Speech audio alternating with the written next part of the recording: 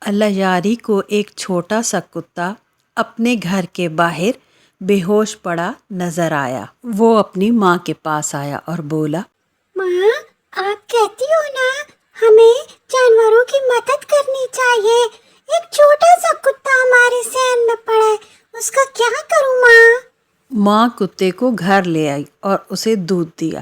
جب کتے کی طبیعت سنبھلی تو ماں بولی، بیٹا، ہمارے نبی پاک نے فرمایا ہے کہ ہمیں جانوروں کا اور ہر طرح کی مخلوق کا خیال رکھنا چاہیے اور ان کے ساتھ رحم سے پیش آنا چاہیے، اس لیے تم اس کا ہمیشہ خیال رکھنا، اور ہاں، تم اسے اپنے پاس رکھ سکتے ہو۔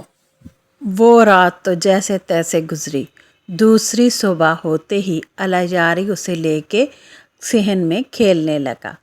اتنے تک خالہ شریفن پہنچ گئی اور بولی، آئے ہائے الجاری، تجھے کچھ نہ سوجے، بیڑا غرق تیرا، یہ کے لیے پھر رہا ہے؟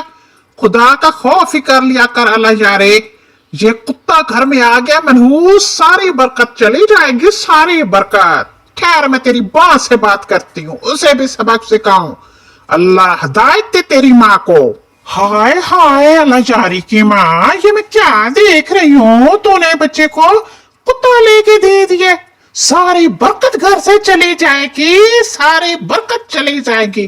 نحوست مارا آ کے ہمارے گھر میں تو اب تم پڑوسیوں کے منہ ہی نہ لگوں، یہ میں گئی اور وہ میں گئی۔ اور خالہ شریفن وہاں سے ناراض ہو کے اپنے گھر کو چلی گئی۔ خالہ شریفن کے میاں اور الجاری کے بابا کا ایک مرغیوں کا فارم ہاؤس تھا، جس پر اب ہر روز ایک لومڑ آنے لگا۔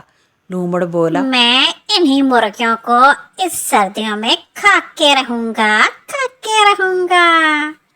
اور پھر وہ کچھ دنوں سے لگاتار مرغیوں کو دیکھنے کے لیے آتا کہ کون سا وقت ہو کہ میں ان کو اکیلے پا کے ہڑپ کر جاؤں۔ آخر آج لومڑ کو موقع مل گیا۔ وہ بولا، ارے واہ واہ، آج تو موجاں ہی موجاں، آج یہاں پہ کوئی رکھوالی پہ ہے ہی نہیں، چل لومڑ بادشاہ جلدی پہنچ جا اور کھا لے مرغیاں، واہ واہ۔ فارم ہاؤس میں کتا تھا، اس نے اسے دیکھ کر بھونکنا شروع کر دیا۔ لومڑ بولا، ارے کتے میاں، چپ کر جا اور کہیں دفع ہو جا، میرے آج راستے میں نہ آئی، یہ نہ ہو میں تمہیں پاؤں کے نیچے رکھ کے روند کے مار کے چلا جاؤں، ہٹ جا میرے راستے سے۔